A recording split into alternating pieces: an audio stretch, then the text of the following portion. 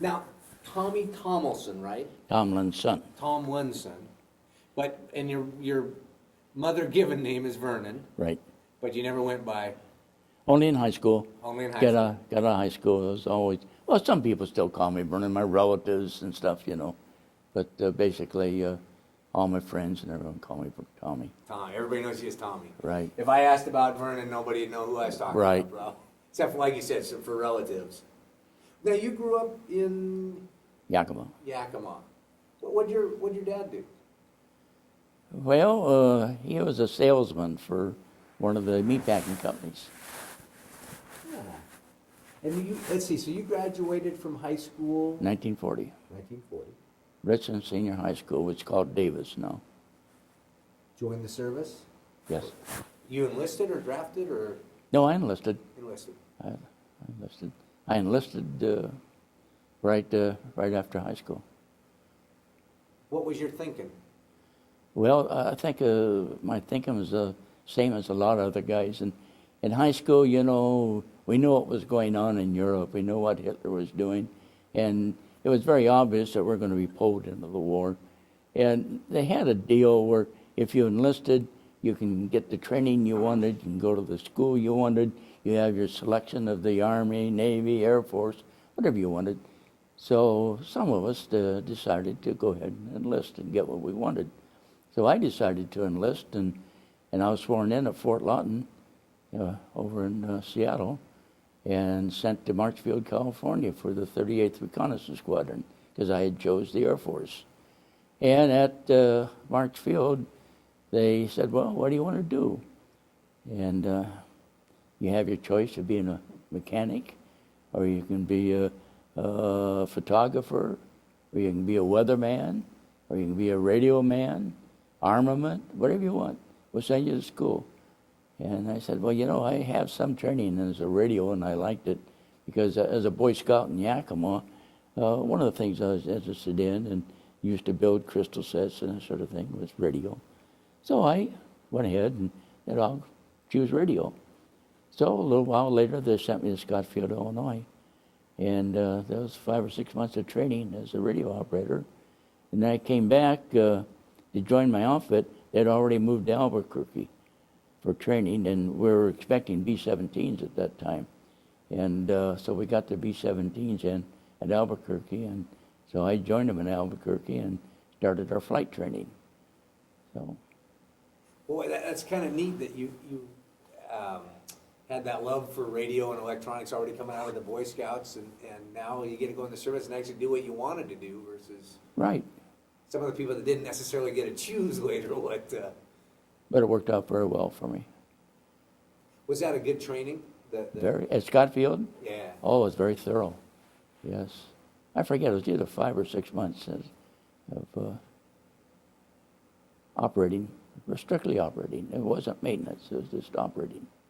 So we could, you know, learn all the codes and all the code and CW, you know, that sort of thing. And which we used in B-17s. Because you didn't, you know, voice transmission didn't go that far back in 1940s and 41. So you had to use your CW, continuous wave coding, so in order to contact somebody, which we did. So for a novice like me, CW, tell me a little about it, how it works, where you send it to. And Well, you know, da-da-da-da, you know, that sort of thing. You use a key and punch it in, and every letter has a symbol, you know, like A is da-da, and B, da, da-da-da, that sort of thing. Still remember all that? Oh, yes, I remember the code. Were you pretty It's quick? something you never forget, like your Army serial number. You never forget it. That's right. That's Army serial number. The day you got out, I hear people remember the day they went on, the hour they raised their hand and said, I do, you know. And Yes, and I know I was in 4 years, 9 months, and 21 days. I never forget that either. It's interesting because I haven't talked to anybody that really has worked with the technology much back then. When you got up in those planes, what was your, because today the kids think, oh, you know, you just get on a cell phone and call the next plane, or, you know, wasn't quite that advanced of technology for you back then. Oh, no. You had your radio and your transmitter, and you had to tune your radio into certain frequencies. You know which frequency you wanted to use for where you're going, and every parts of the country and all stations had different frequencies to operate on, so you had to tune into those and tune your transmitter up to be able to transmit and get your antennas ready. And you know, like in a B-17 or even a B-26, you had what you call a trailing wire antenna, and that had to be set up and get ready to go. Was that part of your job? I mean, did you have to yes. adjust the Oh, trailing yes. wire? Oh, So when you yeah. got up, you would let it out to a certain Right. length, or? Right. Huh. So where did you, now you flew first in a Seventeen. 17. In the plane, where's the radio ops at? Oh, about the middle. You know where the wings are. It's right in that vicinity. So tell me, for somebody that's never been in one, describe where it is that you're sitting. Big, lots of room, no room? Well, it's I would say it's like a small office, maybe. Gosh, I hope my estimate is correct, but maybe 6 by 6, something like that, you know. And you got your table and your chair and your transmitter and your receiver and that sort of thing, and a couple windows, and you're all there all by yourself. And you had more jobs than just being a radio? Oh yeah, you're trained to be a gunner too, and sometimes you're asked to take pictures, photography, but basically it's just radio. Now you sounded like you were a pretty smart kid. You understood kind of what was going on over in Europe before you got in the service. Now you're on this airplane, and you're flying to what now is famous, Pearl Harbor. But I assume when you left, where was Pearl Harbor? Wasn't famous. Tell me about that day. Well, let me go back a little bit ahead of that. We had to train our navigation and navigators and radio and that sort of stuff. We flew all across the United States many times in training, and for 6 months before we went to Pearl Harbor. But Pearl Harbor is not our destination. First of all, we went to Hamilton Field to get rigged up, that's in California, for the flight, and get our send-off by the generals and that sort of thing. But our destination is the Philippine Islands. We weren't not in war yet, and the Philippines, they figured, was where the Japanese were going to hit. So they're sending us to beef up the defenses in the Philippine Islands. And most of our squadron is already there. See, like the 19th Bomb Group, you're made up of, let's say, 4 squadrons. And the other 3 had already got to Hawaii and already gone to the Philippine Islands.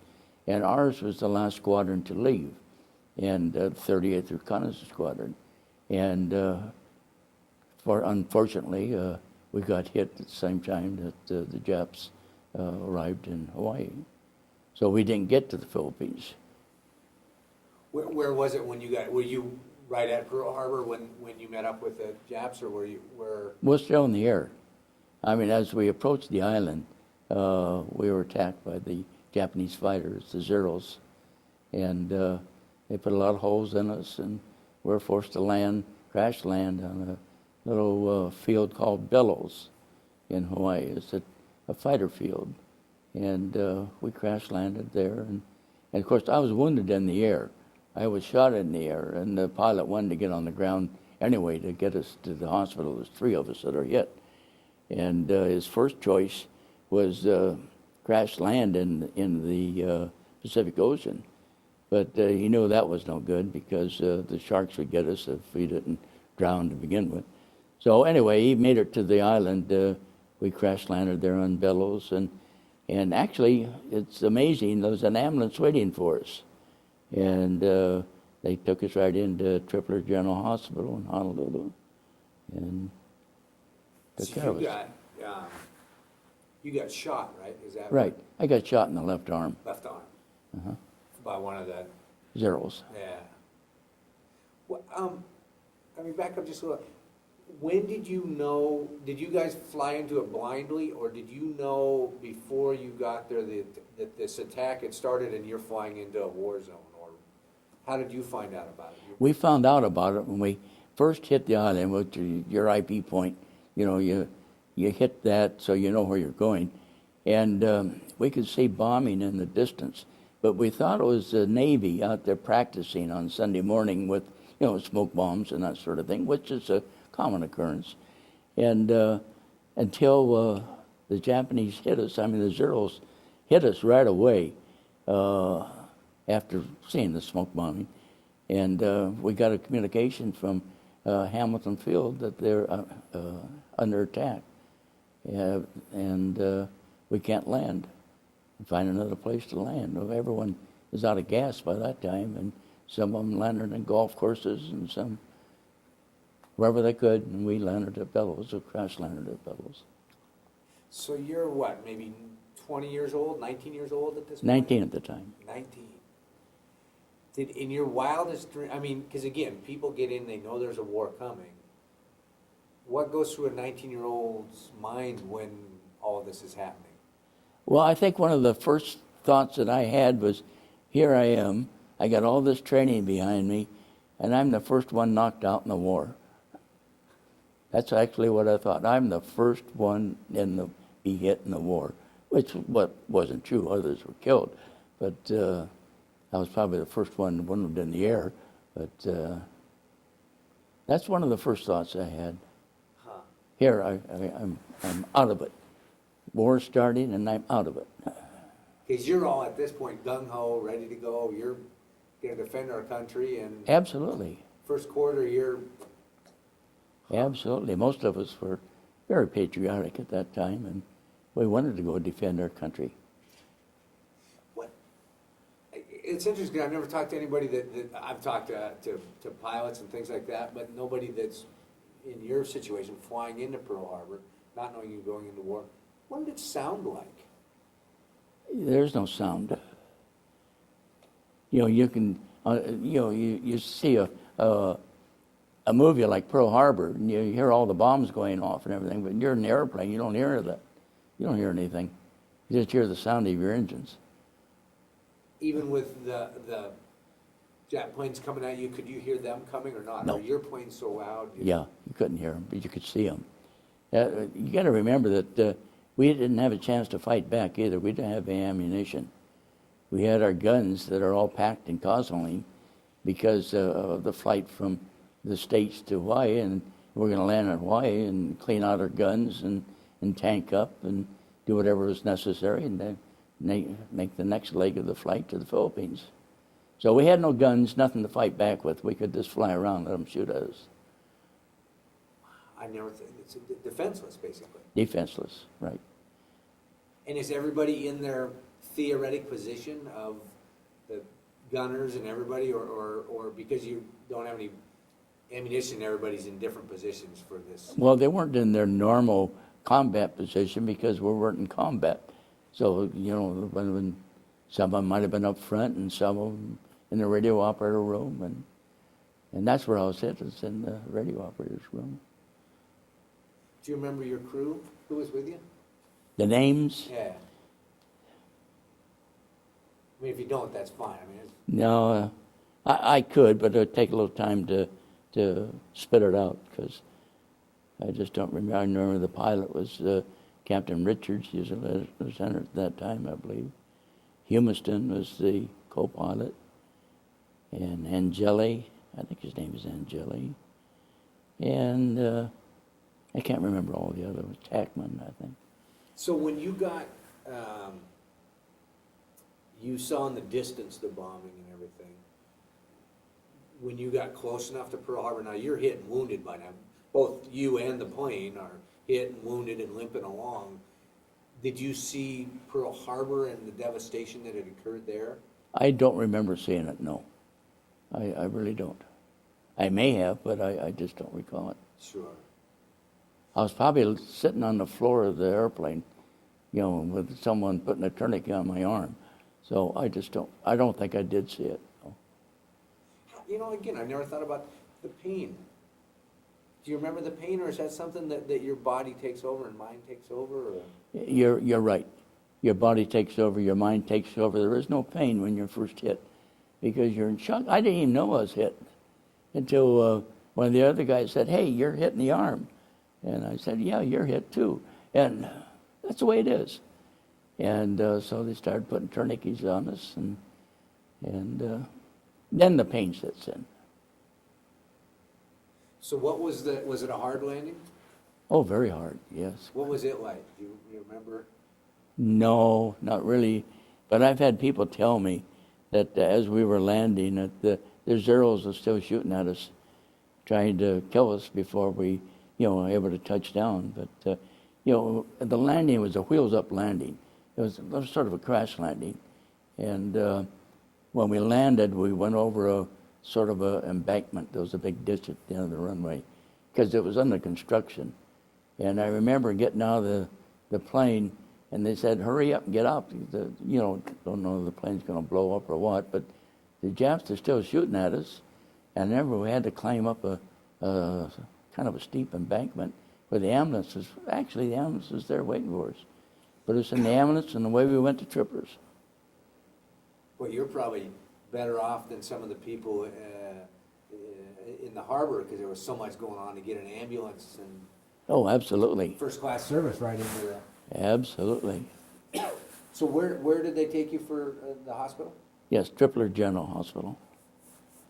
That was in Honolulu. And how much time did you spend there? Well, when I first got there, like I was telling you, I thought I was the only one wounded in the war, knocked out. But when we got to Tripler General, there was people wounded laying over the front lawn. And that was my first indication that, hey, there's other people in this war that are hurt too. Anyway, they laid us out in the lawn and to take care of us. And a nurse came around and gave us a tetanus shot. And after a while, we're put into a holding ward, I guess you'd call it. And at that time, we could actually hear Japanese then. We could hear them strafing the hospital, which they actually did. And I don't know when I was hitting the second time. I could have been in the hospital, could have been running up the embankment, it could have been in the airplane, but I was hitting the arm and the leg. And the leg was just a flesh wound, but the funny part of it is after I was wounded and in the hospital, when it was my turn to go to the operating room, remember they gave me a shot, what's that serum they give you? I forget. But anyway, said count to 10. I remember counting to 1 or 2, and I passed out. And when I woke up, the doctor said, "I have a souvenir for you." And he said, "Look at your right hand." Yeah, on my right arm, you had that bullet tied with a piece of catgut around my wrist. He said, "There's your souvenir." So I was taken back to the ward, and I don't know whether it was that night or the next day or what, but I was scratching myself, and my hand was bloody. And the nurse happened to be coming around at that time and said, "How come your hand is bloody?" And I said, "I don't know, something on my leg." And so they looked at my leg, and sure enough, my leg was hit. No one knew it because they took care of the obvious things first. And actually, my leg wound, it left a scar all my life, but it was only a flesh wound. It really wasn't life-threatening or anything like that.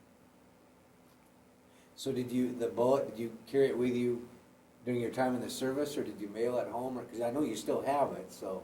No, I didn't take it with me. It stayed home. Stayed home. So, your time in the hospital, did you have conversations with other people? Were they moving you around all the time? Oh, yes. The conversations we had were in the ward. You don't get around much when you're laying in the hospital, but, you have a chance to eat and talk to your roommates and that sort of thing. But on Christmas Day, we headed back for the island, back to the United States in one of the Manson liners. And it was later converted to a troop ship, but at that time it was still a luxury liner. And they took the wounded and some of the officers' wives and other evacuees and put them all on the boat and sent us back to San Francisco. We landed in San Francisco on New Year's Eve and put in Letterman's General Hospital, where I stayed for 5 months. Just that long to get it healed. What was the move, was your thought process, I want to get healthy and get back there, or? Oh, absolutely. Oh, it was, okay. Oh, yes. 'Cause especially when they hit the Tokyo Raiders, hit there, and I think it was April. I said, boy, sure wish we were with them, but wasn't to be. So you spent 5 months in the hospital in San Francisco area, Yeah. and then went right back, or? No, they gave us, I think, a 30-day R&R furlough. So I went back to Yakima and Ellensburg, where my mother was, and my sister. And then I was reassigned after 30 days to back to Hamilton Field to a fighter outfit. It was a 14 fighter group, 50th Fighter Squadron, I think it was. We had P-38s. So they didn't let me fly for a while. They put me in a fighter outfit, which was on its way to England. So right after I joined them, we put us on a troop train and took us over to Hartford, Connecticut for getting ready for deportation to England.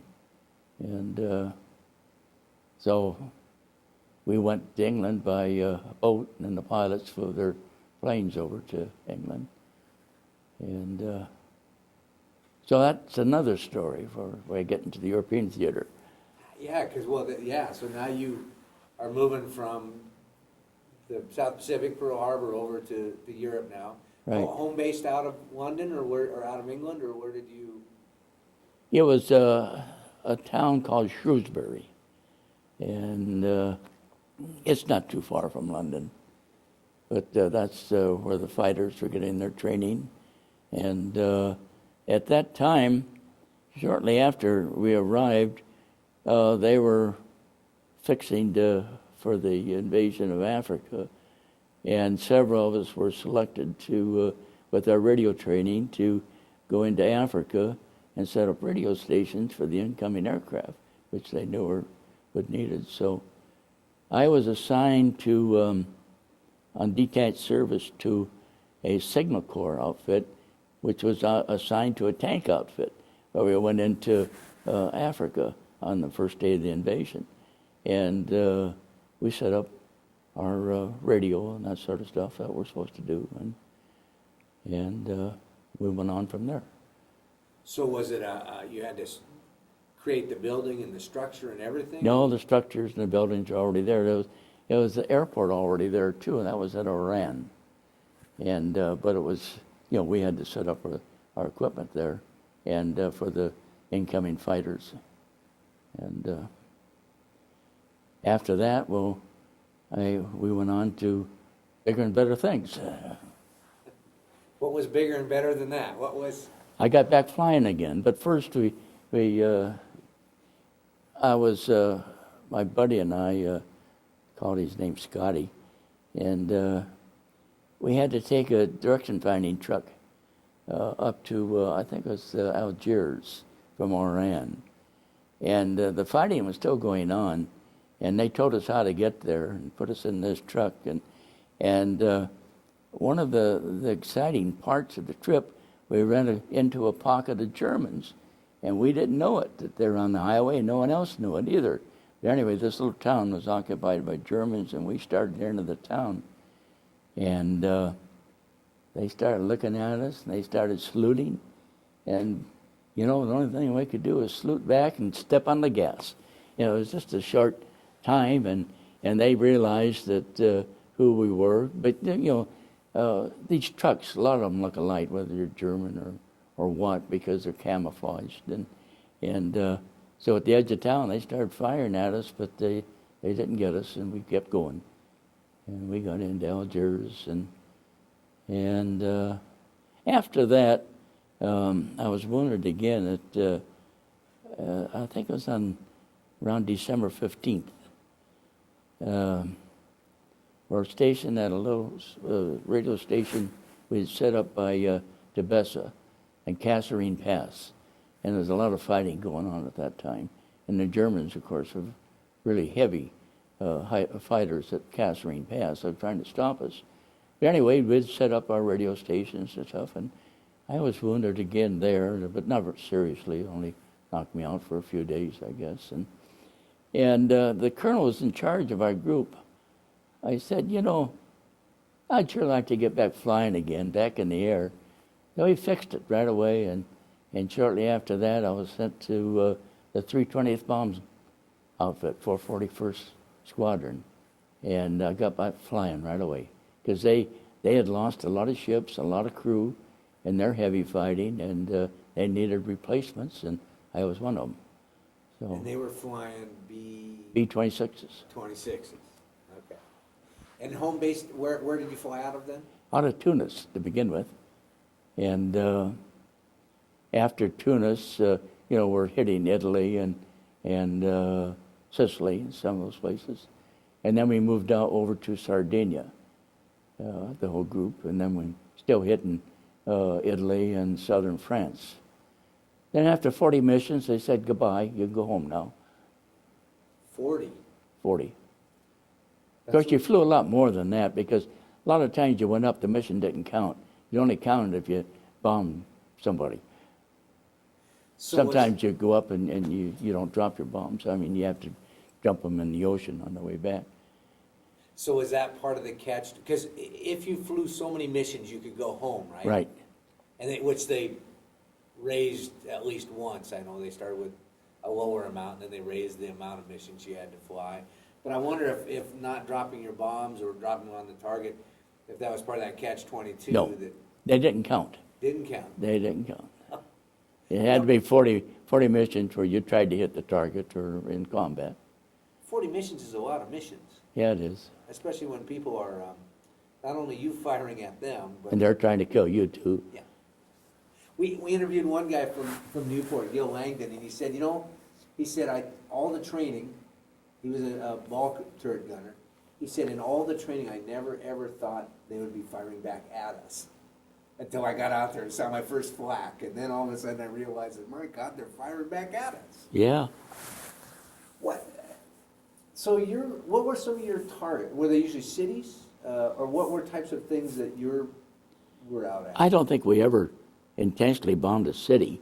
It was always the rail yards, tunnels, and beaches, and that sort of thing. Transport, Yeah. moving of equipment, and Yeah. could you, so about what altitude were you usually flying at? Oh, I would say under 10,000 feet. It's usually around, 6,000 or 8,000. So from your perspective, now as a radio operator, while all the bombing's going on, what's your duty? When you're in combat, your duty's at the firing a machine gun at the fighter craft, trying So to the kill you. radio part, you don't have to do No. at that point, you're over, No. and what you're firing is you're defending any of the fighter planes coming in at you. Right. Yeah. And I managed to get one. Oh, is that right? Yeah. Where was it? Do you remember that? What Over was it like, Italy. I guess? Well, it was coming back off Italy. It's one of the biggest fights of the war, really, for B-26s. It was dubbed as one of the biggest war battles. But anyway, coming back from one of the targets in Italy, we're jumped by a bunch of Messerschmitts, that's ME-109s. And they got a lot of our ships, and we got a lot of theirs. And I got credit for shooting one down and probable for another. And our crew, we got a lot of them. But we were heavily hit, too. And I remember on that trip coming back, we had to crash land at Sicily. So we lost our plane in Sicily. But Sicily was under our control at that time. We had already invaded it. So when you got the one you got, now you're mid-plane, right? Where you're... Right. Case. Not the guns, though. Not. Oh, when you're running guns, where are you? Oh, it's I would say about halfway back towards the tail. You had two side guns, one on each side. And you're just watching the sky for Right. whatever's coming. Where did he come from, and what's that like? Or are they just chaos? Well, they're all over. When you say where'd they come from, it's hard to say, because I remember I was shooting out my right side of the gun, but I think he was coming up, not down. He was coming up at us, and That's all I remember. Close or Oh, yes, very close. that's Yeah, these fighters, I mean, they can fly between you. They're so close, they would try to bust up your formation. And they try to single out an aircraft so it's easier to hit. In other words, if you stay in formation, they're against the firepower of 3 or 4 ships, where if they can fly between you and get you out of the way, kind of single you out, well, then they're only against several guns instead of a whole squadron. Is it chaotic, or are you so well trained that you're somewhat in control of the situation? Oh, you're very much in control, very much, because you don't think about getting hit, dying, or anything like that. You're in battle. You're in battle to get the other guy, same as he's in battle to get you. So it's just it's more than a game. It's war, but that's what war is. Do you ever, so when you're shooting, does it just become a plane rather than thinking, oh, there's people? I mean, just like when they're shooting at you, there's a plane and there's people in it. When they're coming at you, is it just does your mind just say, that's just an object, I'm just... Right, it's just a plane. Yeah. Trying to hit a plane, knock it out before he gets you. And when you got shot down over Sicily, what happened then? How bad did your plane get wounded on that one? I was wounded for the 3rd time, and I'm not exactly sure where it was. It could have been on that mission. But, for the life of me, I don't remember how we got back to Tunis, but some other aircraft had to land, pick us up, and take us back to Tunis. But the plane was, badly damaged. It's amazing when you see the pictures of some of those planes that you guys kept in the air long enough. Went and did your job, came back, broken apart, bust up, still kept them flying. Yes. And the great pilots and crews that... That's what it took. It took a great pilot on the B-26s. On that particular flight, we were hit so bad, it knocked out one engine when we're over the Mediterranean. And we're kind of in a steep dive when we were hit. And the pilot hit the buzzer, the bell to bail out. And over the ocean, over the Mediterranean, which some of them already had to bail out because we were watching them to see if the chutes opened and report that sort of thing. But when it came our turn to bail out, we couldn't because we're going down so steep. The centrifugal force, you can't crawl back to get out. But anyway, what happened? The pilot recovered with the one engine and got it on a straight and narrow course, and he canceled the bailout order, and we crashed and landed in Sicily. I never thought about that. In fact, one of the gentlemen we just interviewed before, just like you said, you would look to see if their chutes open and keep track of where people were jumping, and then you would report that back. Right. That we lost. Yeah, he tried to get them rescued. Boy, what an amazing, amazing team effort. I mean, our servicemen and the crews and people, what we accomplished is amazing. I mean, for me, looking back at it, that there was a lot of tragedy, but yet there were these people that came together and did whatever it took to do it. Yeah, at that time, World War II, everyone was so patriotic that it was just one of those things. You were fighting for freedom, fighting for your country, and it was just a thing to do. You didn't have second thoughts about it. You just went and did your job. Now Mom was back home, right? No, I wasn't married yet. No, your mom. Oh, your yes. mother. Yes. So she got a letter that Vernon was wounded, or did she get a letter? I got telegrams. Oh, telegram. I mean, or a telegram. Yeah. When you came home. We regret to inform you. Did your mom ever talk about that? Oh, I'm sure she did, but I just don't remember that. Are you the only boy in the family? Oh no, I had two brothers. Two brothers? Were they, One brother was, and one wasn't. okay. One was too old to be in the military, and the other one, well, he was fighting in the Pacific. He went to the Philippines. They had to be tough on the parents. Oh the yes, People left back at home. I imagine it was. But people back home are doing their part too. Well, that's it, and that's where, again, we've talked to all varieties of people, and you're exactly right. Everybody was involved in the war effort in some way. In some way, you Whether bet. it was Red Cross cookies, or whether it was Rosie the Riveters, or the people that Yeah. still had to work the orchards and Yeah. things of that sort. It wasn't like some of the other wars that we've had where people wanted to go to another country to get out of fighting, but it wasn't like that. At least not to my knowledge. What was the best part of being in the service? I think you look at the good times rather than the bad times. Sure, we did a lot of fighting and that sort of thing, but I've kind of put behind me all of the bad things that happened, and I tried to concentrate on the good parts, like in our R&R, where it's a good time. We went to Alexandria and got to see that part of the world, and come back and do your fighting again, and then another time, on R&R, we had to go to Casablanca, and you see that part of the world, and come back and fight some more. And when you come home, you go to R&R again. And we came back from, after my 40 missions, came back in a Navy transport ship. I remember the name was USS Alexander. And anyway, landed, came in the Newport News, and they said, "Where do you want to go for R&R?" And I said, "Well, I want to go to California."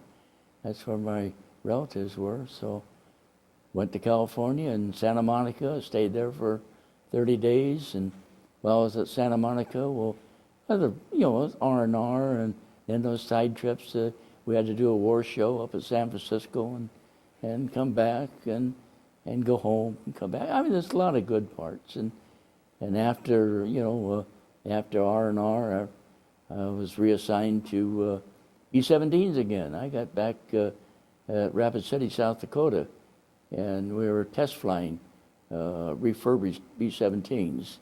And we did a lot of flying there. And I remember some of the highlights. Fly down the canyon, looking at Mount Rushmore, and taking pictures and that sort of stuff. And there were a lot of good times where you didn't have to concentrate on, hey, you're getting killed, or you got to kill somebody. It's not all that way. Who did you think your enemy was? The guy that I was supposed to get, my enemy. What do you mean by that? What do you mean by your question? Well, I mean, because every war is different. World War I, World War II, Korea, Vietnam. When you went over to fight, were you fighting against the government, or a person, or people, or were you just fighting for your country and didn't even think about When it? you're in combat, it's very personal. You're fighting to stay alive. But you're fighting for your country. Like at, when we're wounded at Pearl Harbor, the Japanese were our enemy. We knew that. And we wanted to get back at them. We didn't think about really the Japanese as being a country. I really don't think of it that way. It's just the Japanese. We got to go get them. And of course we did. And in Germany, you're going after Hitler. You got to go after that regime over there, and which we did. But you're not really fighting against the common people, the German people. But they're nice people. I'm sure there's a lot of Japanese people who are very nice too. In fact, my grandson married one, so I know they're nice people. But it's hard to say where the dividing line is. But when you speak of fighting the war, you're fighting the Japs You're fighting the Germans, and you're fighting the Italians. That's all. You're fighting for your country. You're doing your assigned job because they know what they're doing. Your country knows what you're doing. Your government knows what they're doing, and they give our assignment, and we go do it. When it's all said and done, is it done then?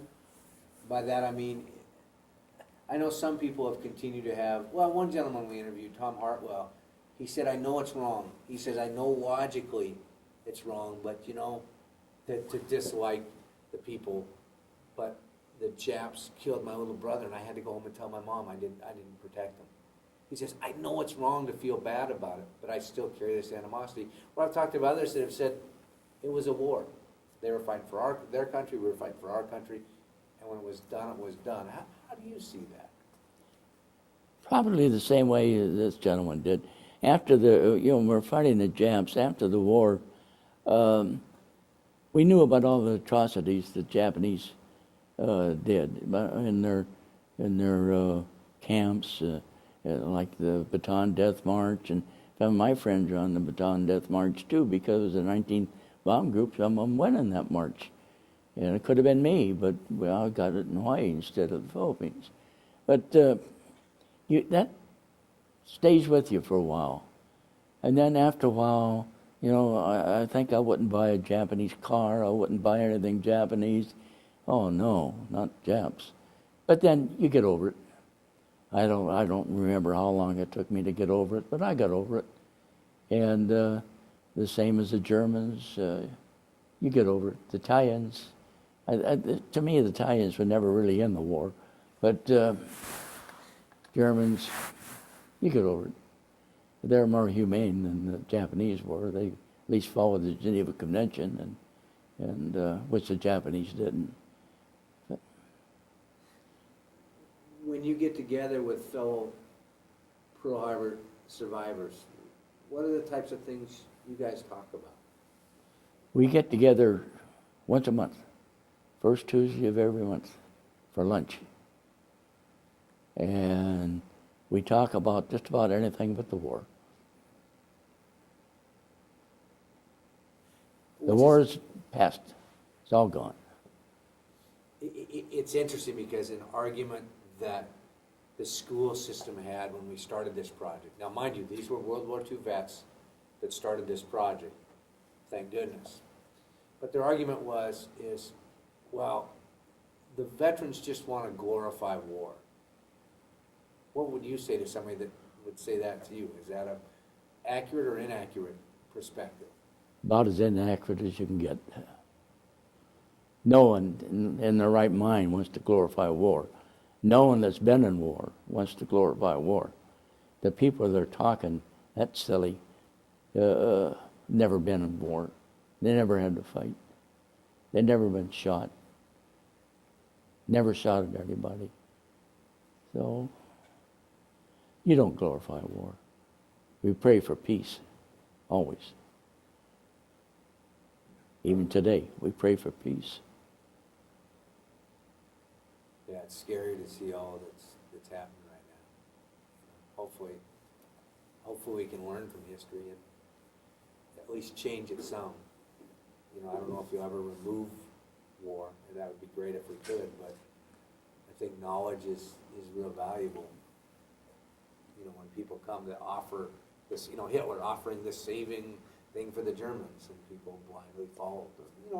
I guess it was like here, in Germany they were coming out of a depression also, and Hitler came in and offered money, and at first people thought, oh, that's good, jobs, and then there were strings with all of that.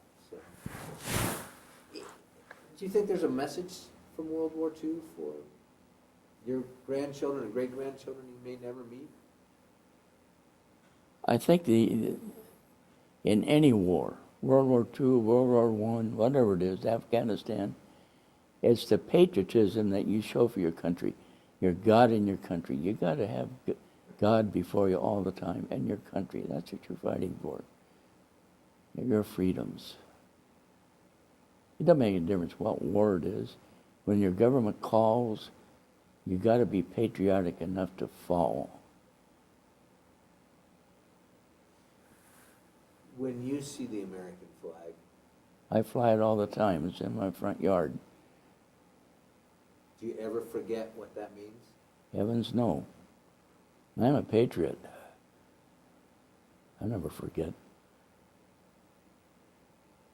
You know, I've always had a respect for it, and I've kind of realized how lucky I am living in this country, but talking with people such as yourself, when I see Veterans Day activities, I see the parade, I see the colors, it brings tears to my eyes to know what people like yourself did for the country. But yet, if I ask you, are you a hero? Am I a hero? Anyone that puts on the uniform to defend his country is a hero. Everyone that wears the uniform. Regardless of whether he's on the front lines or behind a desk or what, he answered the call. He's a hero. What do you think the biggest change in your life was from your time in the service in World War II? How did it change you?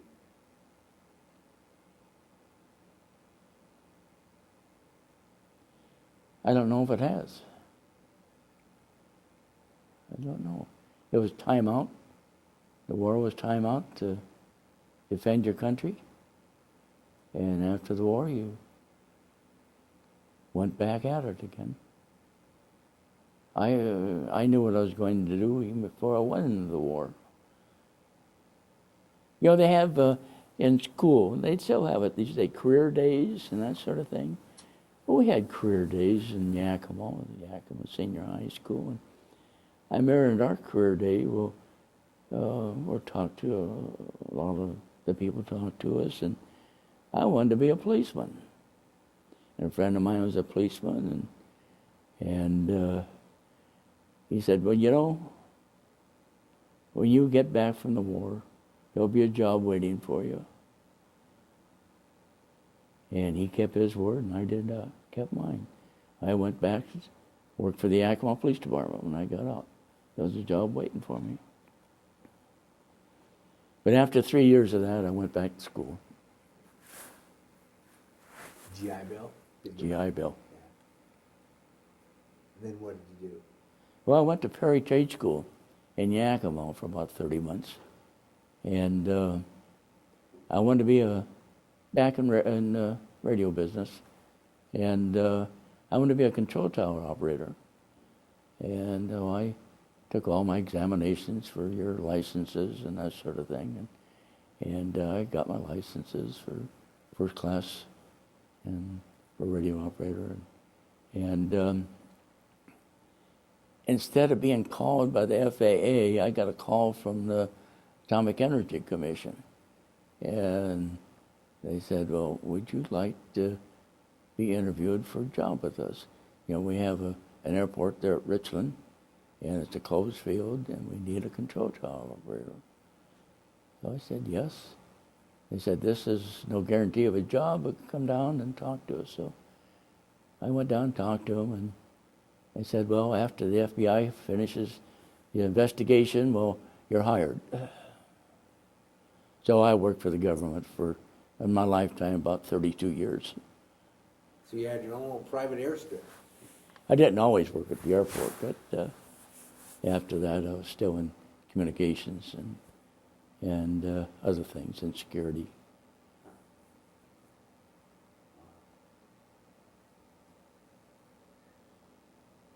Well, thank you very much. I should mention that when I was in the police department, that's when I got married. That's when I met my wife and started raising a family. So you didn't she wasn't your girlfriend when you were in the service? Oh, no. You met her after? No. Met her after. Came She was a home? nurse at the St. Elizabeth Hospital in Yakima, and I was called up there one night around they had a trouble with a drunk or something, and I answered the call, and there she was. And just That was for me. first sight, love at first step. Yep, Yeah. that's the way it happened. How many children? I got 4 children, 7 grandkids, 2 great-grandchildren. So. Do your grandchildren ever talk to you about Pearl Harbor? Are they interested? Do they want to know what you did yet? Oh, yes, we talk about it every time they come.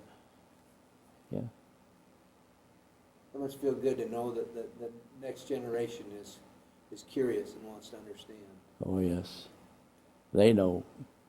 And they take pictures and they take videos. And Well, if we don't, if people like yourself don't share the stories, we'll never know. And which leaves that possibility of history repeating itself. right. We need to be knowledgeable. We need to. And also, it's hard even because I was that generation right after World War II, but to understand the things that you're talking about, which I think are coming back now, but the patriotism, the strength of belief in your country, and doing your job. You were called, you went, and even the fear of losing your life didn't prevent you from. You will see patriotism growing all the time. All the time. It's not like it was, patriotism was real low during the Vietnam War. And, of course, there was a reason for it. But it's certainly grown since then. Would you have done anything different? Nothing different. This is my country. I'm proud of it. I'm glad there were people around like yourself. There were many, many people around. Millions.